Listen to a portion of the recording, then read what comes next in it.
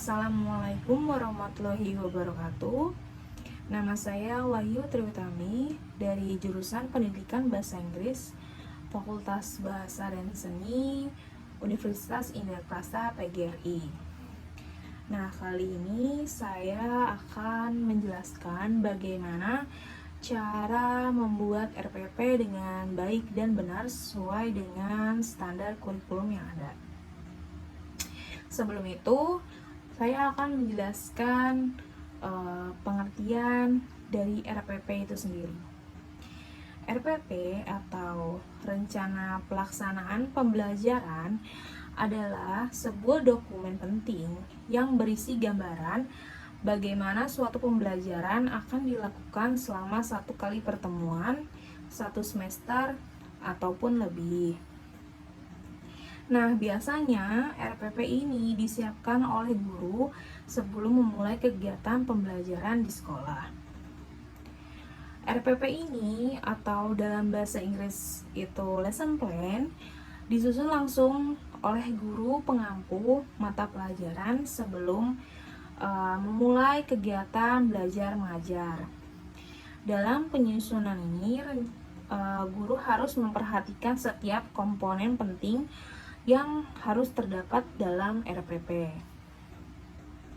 Karena RPP yang bermutu sangat berpengaruh terhadap pelaksanaan pembelajaran dan pencapaian tujuan pembelajaran yang telah ditentukan dalam kerangka dasar kurikulum. Oleh karena itu, kemampuan menyusun RPP ini menjadi salah satu kompetensi yang harus dimiliki oleh guru saat ini. RPP tidak hanya sekedar rencana pembelajaran saja. Ada berbagai manfaat yang bisa guru dapatkan dari membuat dan mengembangkan RPP ini.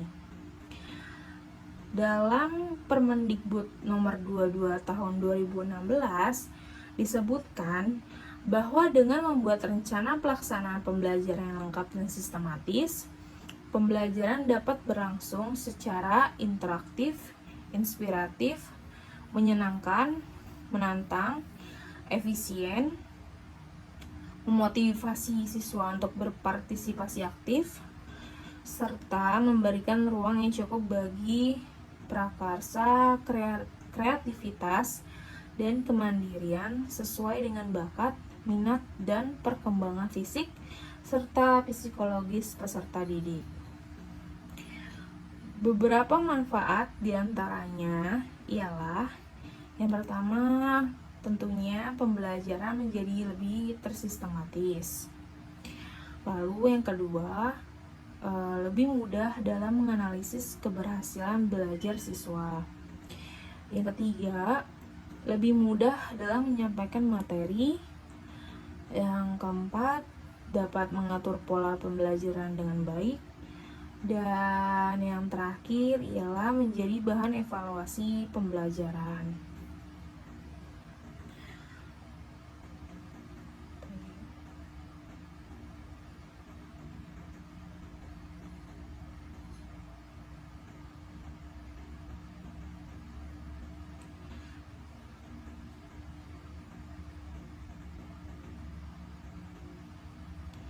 Nah, pada dasarnya tujuan penyusunan RPP ini untuk merancang pengalaman belajar siswa agar dapat mencapai tujuan pembelajaran. Dilansir dari Jurnal Hikari Universitas Negeri Surabaya, ada dua tujuan penyusunan RPP. Yang pertama, mempermudah, memperlancar, dan meningkatkan hasil proses belajar mengajar. Lalu, menyusun RPP secara profesional, sistematis, dan berdaya guna, maka guru akan mampu melihat, mengamati, menganalisis, dan memprediksi program pembelajaran sebagai kerangka kerja yang logis dan terencana. Lalu, apa saja sih komponen utama dalam RPP itu?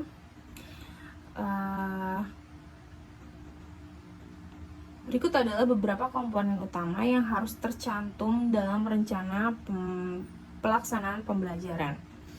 Yang pertama itu ada identitas mata pelajaran. Nah, di bagian identitas mata pelajaran ini terdapat satuan pendidikan, kelas, semester, program atau program keahlian untuk sekolah menengah kejuruan atau SMK. Lalu terdapat ada mata pelajaran dan jumlah pertemuan. Lalu yang kedua yaitu standar kompetensi.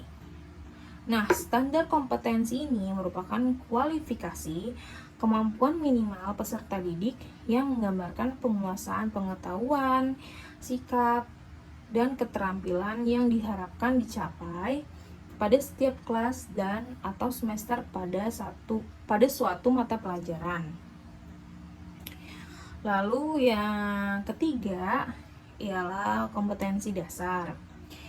Kompetensi dasar ini adalah sejumlah kemampuan yang harus dikuasai peserta didik dalam mata pelajaran tertentu sebagai rujukan penyusunan indikator dalam suatu pelajaran. Lalu yang keempat ialah indikator pencapaian kompetensi. Nah, indikator kompetensi adalah perilaku yang dapat diukur atau diobservasi untuk menunjukkan ketercapaian kompetensi dasar tertentu yang menjadi acuan penilaian mata pelajaran. Indikator pencapaian kompetensi ini dideskripsikan dengan menggunakan kata kerja operasional yang diamati dan diukur yang mencakup pengetahuan, sikap, dan keterampilan. Lalu, berikutnya ialah tujuan pembelajaran. Tujuan pembelajaran dalam RPP harus dapat menggambarkan proses dan hasil belajar yang diharapkan dicapai oleh peserta didik sesuai dengan kompetensi dasar. Berikutnya ialah materi ajar. Materi ajar ini memuat fakta, konsep, prinsip, dan prosedur yang relevan dan ditulis dalam bentuk butir-butir sesuai dengan rumusan indikator pencapaian kompetensi. Lalu berikutnya ialah alokasi waktu. Nah, alokasi waktu ini ditentukan sesuai dengan keperluan untuk pencapaian kompetensi dasar dan beban belajar. Lalu yang kedelapan ialah metode pembelajaran. Metode pembelajaran adalah bagaimana cara yang digunakan oleh guru untuk mewujudkan suasana belajar dan proses pembelajaran yang dapat memudahkan peserta didik dalam mencapai kompetensi belajar. Nah, pemilihan metode pembelajaran ini disesuaikan dengan situasi dan kondisi peserta didik serta karakteristik dari setiap indikator dan kompetensi yang hendak dicapai pada setiap mata pelajaran. Lalu yang selanjutnya ialah penilaian hasil belajar. Prosedur dan instrumen penilaian proses dan hasil belajar ini disesuaikan dengan indikator pencapaian kompetensi dan mengacu kepada standar penilaian. Lalu yang terakhir ialah sumber belajar. Penentuan sumber belajar didasarkan pada standar kompetensi dan kompetensi dasar, serta materi ajar, kegiatan pembelajaran, dan indikator pencapaian kompetensi. Nah, sekarang kita langsung ke bagian bagaimana cara membuat RPP. Nah, di sini saya sudah membuat RPP ya. Ini contoh aja sih. Nah, yang pertama itu harus ditulis judulnya dulu, Rencana Pelaksanaan Pembelajaran atau RPP. Nah, lalu yang utama itu ialah mencantumkan identitas. Terdiri dari nama sekolah, materi pelajaran, kelas, semester, materi yang akan diajarkan, terus skill yang akan diasah, terus ada juga alokasi waktu dan kompetensi inti dan kompetensi dasar. Nah, hal yang perlu diperhatikan adalah RPP boleh disusun untuk satu kompetensi dasar. Lalu standar kompetensi dasar, dan indikator dikutip dari silabus. Nah, indikator merupakan ciri perilaku atau bukti terukur yang dapat memberikan gambaran bahwa peserta didik telah mencapai kompetensi dasar. Lalu yang kedua, penanda pencapaian kompetensi dasar yang ditandai oleh perubahan perilaku yang dapat diukur mencakup sikap, pengetahuan, dan keterampilan. Lalu yang ketiga, dikembangkan sesuai dengan karakteristik peserta didik, satuan pendidikan, dan potensi daerah. Lalu yang keempat ialah rumusannya menggunakan kerja operasional yang terukur dan atau dapat diobservasi. Nah, yang kelima ialah digunakan sebagai dasar untuk menyusun alat penilaian. Nah, alokasi waktu itu diperhitungkan untuk pencapaian satu kompetensi dasar. Dinyatakan dalam jam pelajaran dan banyaknya pertemuan. Contohnya di punya saya ini kan 2 kali 40 menit dalam satu pertemuan. Karena itu, waktu untuk mencapai suatu kompetensi dasar dapat diperhitungkan dalam satu atau beberapa kali pertemuan bergantung pada kompetensi dasarnya. Jadi, yang pertama ialah kita harus bikin identitas dulu, yaitu nama sekolah. Ini contoh aja ya. Nama sekolahnya SMP Unindra. Terus mata pelajarannya tentunya bahasa Inggris. Terus untuk kelas 7 semester gasal, materi yang akan saya ajarkan yaitu perkenalan diri. Terus skill yang akan saya nilai ialah berbicara. Dan untuk alokasi waktunya itu 2 kali 40 menit atau satu pertemuan. Nah, untuk kompetensi inti dan kompetensi dasarnya, yang pertama, kompetensi intinya menghargai dan menghayati ajaran agama yang dianutnya. Terus ini kompetensi dasarnya mensyukuri kesempatan dapat mempelajari bahasa Inggris sebagai bahasa pengantar komunikasi internasional.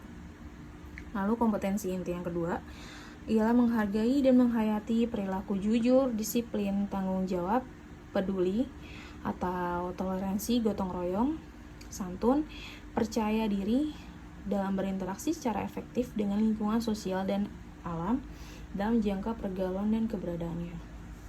Nah, untuk kompetensi dasarnya sendiri ini lumayan ya. Menghargai perilaku santun dan peduli dalam melaksanakan komunikasi antar pribadi dengan guru dan teman. Terus menghargai perilaku jujur, disiplin, percaya diri, dan bertanggung jawab dalam melaksanakan komunikasi transaksional dengan guru dan teman. Lalu menghargai perilaku tanggung jawab, peduli, kerjasama, dan cinta damai dalam melaksanakan komunikasi fungsional. Lalu ini untuk kompetensi inti yang ketiga ialah memahami pengetahuan faktual, konseptual, dan prosedural berdasarkan rasa ingin tahunya tentang ilmu pengetahuan teknologi, seni, budaya terkait fenomena dan kejadian tampak mata. Terus ini untuk kompetensi dasarnya memahami fungsi sosial, struktur teks dan unsur kebahasaan pada ungkapan perkenalan diri serta responnya sesuai dengan konteks penggunanya. Nah, yang keempat ialah mencoba mengolah dan menyaji dalam ranah konkret atau menggunakan, mengurai, merangkai, memodifikasi, dan membuat, dan ranah abstrak menulis, membaca, menghitung, menggambar, dan mengarang. Sesuai dengan yang dipelajari di sekolah dan sumber lain yang sama dalam sudut pandang atau teori. Nah, untuk kompetensi dasarnya itu menyusun teks lisan dan tulis sederhana untuk menyatakan, menanyakan, dan merespon perkenalan diri dengan sangat pendek dan sangat sederhana dengan memperhatikan fungsi sosial, struktur, dan unsur kebahasaan yang benar dan sesuai konteks. Nah, untuk seperti yang saya jelasin tadi, kompetensi inti dan kompetensi dasar ini dikutip dari silabus bahasa Inggris gitu.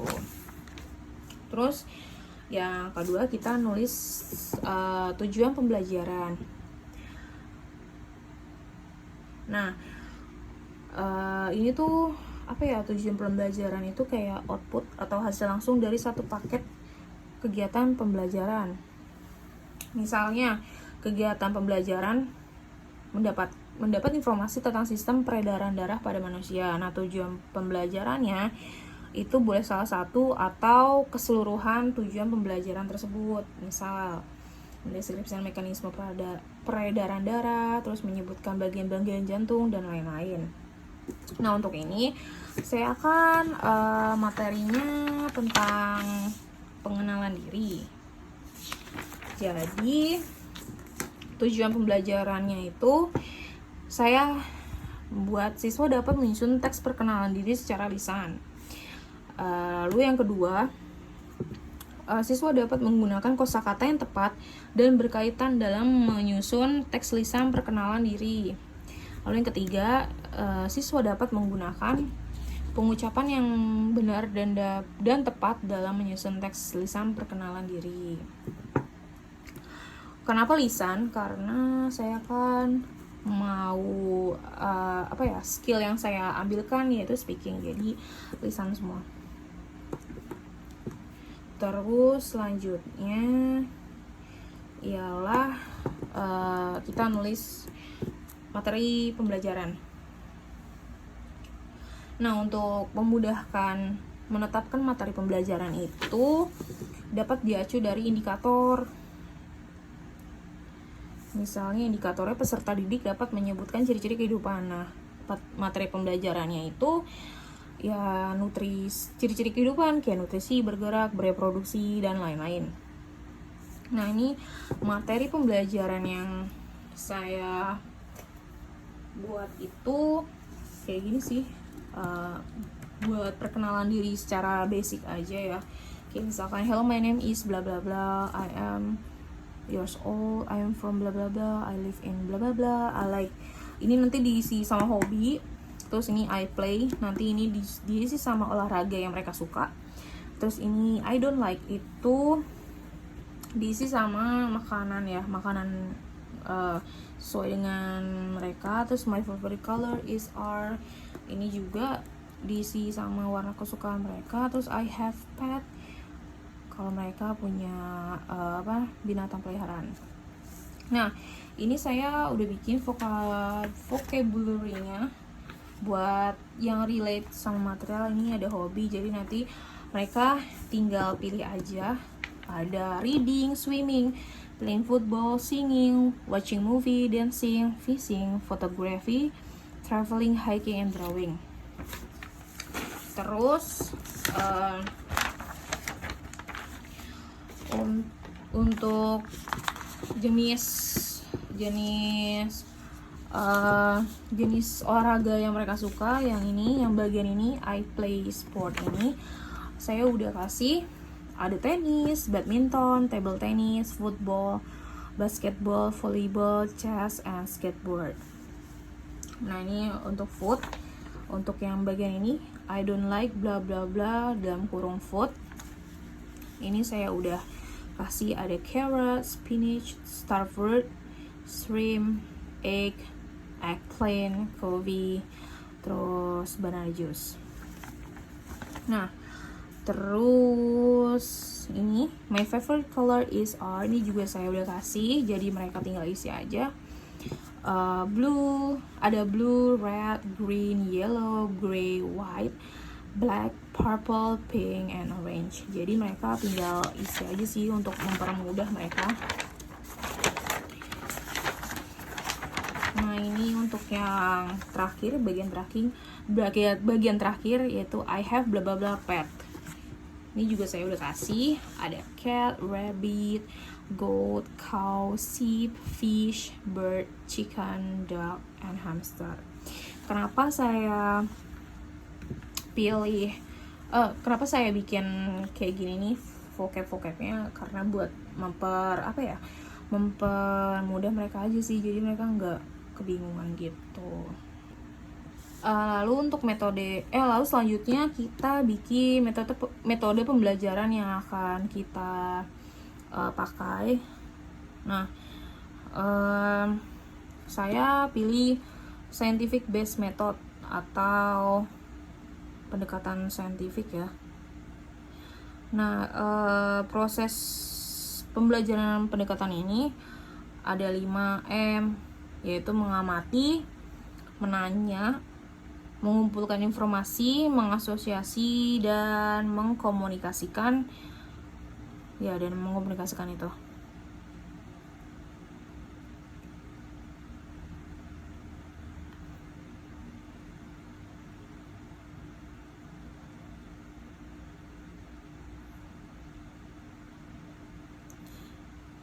Nah, untuk pembahasan pendekatan saintifik ini tuh biar buat membantu para guru sih atau akademisi lain untuk memahaminya. Nah, alasan saya kenapa pakai scientific based method atau 5M ini karena materi saya kan tentang perkenalan diri ya. Jadi biar mereka keterampilan berpikir mereka tuh meningkat, terus juga bisa menciptakan lingkungan belajar yang aktif, kondusif, dan produktif, terus juga meningkatkan kemampuan siswa-siswa saya berpikir secara sistematis, lalu terus juga tentunya buat meningkatkan motivasi belajar mereka, terus selanjutnya untuk meningkatkan kemampuan komunikasi mereka, karena kan nanti kan saya tesnya itu tentang perkenalan diri ya secara speaking, jadi mereka harus berkomunikasi dengan jelas dan baik sih. Makanya saya pilih scientific based method atau 5M ini. Terus yang selanjutnya ialah media. Itu media yang saya pakai yaitu slide PowerPoint, terus ada gambar, ada juga video. Nah, untuk video saya akan cari video-video perkenalan diri secara singkat aja di YouTube. Nah, untuk untuk memberikan contoh kepada mahasiswa saya untuk bagaimana sih cara membuat teks perkenalan diri secara baik dan benar. Lalu selanjutnya ya kita bikin langkah-langkah pembelajaran. Nah, untuk langkah-langkah pembelajaran ini langkah-langkah guru tersebut dari awal pelajaran sampai berakhirnya mata pelajaran tersebut. Nah, ini udah saya bikin. Yang pertama, tentulah ya, guru harus menyapa siswa, terus mengawali kegiatan belajar dengan berdoa. Terus yang kedua, absen siswa. Yang ketiga, guru mempersiapkan teks terkait dengan materi yang akan dipelajari. Lalu yang keempat, ialah siswa mengamati video terkait dengan penggunaan ungkapan dalam memperkenalkan diri kepada orang lain. Nah, ini yang saya bilang dari YouTube itu. Terus yang kelima ialah siswa mengamati hal atau informasi yang digunakan untuk mengungkapkan jati diri atau perkenalan secara sederhana. Terus selanjutnya ialah guru memberi kesempatan kepada siswa untuk bertanya tentang informasi yang ingin mereka ketahui terkait dengan tindakan memberi dan meminta informasi terkait perkenalan diri. Terus ini ada guru memberikan contoh terkait dengan informasi jati diri secara lisan di depan kelas. Nah, abis guru memberikan contoh, otomatis guru ingin melihat dong kemampuan para siswanya gimana. Nah, abis itu siswa diminta untuk melakukan apa yang telah dicontohkan oleh guru. Jadi mereka maju satu persatu ke depan secara lisan ya, speaking. Terus kalau ada koreksi, guru memberikan koreksi. Terus lalu ini 10, 11, 12 ini tuh bagian akhir dari langkah-langkah pembelajaran ya. itu guru habis memberikan koreksi itu guru menyimpulkan materi yang telah dipelajari. Jadi kayak misalkan guru menyimpulkan apa aja sih perkenalan diri itu, terus bagaimana cara memperkenalkan diri yang baik itu bagaimana, terus vocabulary kita bagaimana gitu. Terus memberikan motivasi kepada siswa biar mereka nggak lupa sama materi perkenalan diri ini. Terus yang terakhir itu guru mengakhiri pelajaran. Ini bisa berdoa atau langsung salam aja gitu. Nah, selanjutnya kita bikin sumber belajar.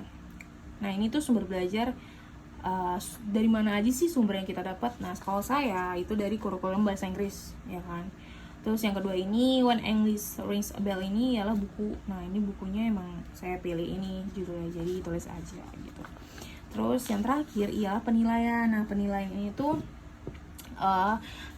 kita mau nilai apa sih dari siswa kita sendiri gitu. Kan tadi saya bilang di RPP ini saya pengen menilai speaking skill siswa saya. Jadi di sini tulis aja kemampuan berbicara atau speaking skill. Nah, ini aspek-aspek yang bakal saya nilai, yaitu ada pengucapan atau pronunciation, intonasi atau intonation, terus yang ketiga kelancaran fluency. Nah, yang keempat ini ketepatan makna atau accuracy. Nah, di sampingnya ini ada nilai. Jadi nanti setiap siswa bakal dapat nilai 5, 4, 3, 2, 1. 5 itu artinya hampir sempurna. Terus kalau 4 ini ada kesalahan tapi tidak mengganggu makna. Terus yang ketiga ada kesalahan dan mengganggu makna. Terus yang kedua itu nilai kedua itu banyak kesalahan dan mengganggu makna. Nah, nilai 1 ini nilai 1 udah paling buruk sih ya. Kalau saya bikin, mungkin Anda bisa kok bikin sampai 0 gitu, nggak apa-apa, tapi saya cukup sampai 1 aja. Karena menurut saya 1 itu udah jelek banget. Nah, ini nilai 1 itu terlalu banyak kesalahan sehingga sulit dipahami gitu. Nah, sekian dari saya. Ya begitulah penjelasan mengenai tutorial bagaimana sih cara kita bikin RPP atau lesson plan ini. Kurang lebihnya mohon maaf. Terima kasih sudah mau mendengarkan dan menonton video ini sampai habis. Mohon maaf kalau misalkan masih ada yang kurang atau masih belum maksimal dalam penjelasan saya. Kalau gitu, terima kasih semuanya. Wassalamualaikum warahmatullahi wabarakatuh.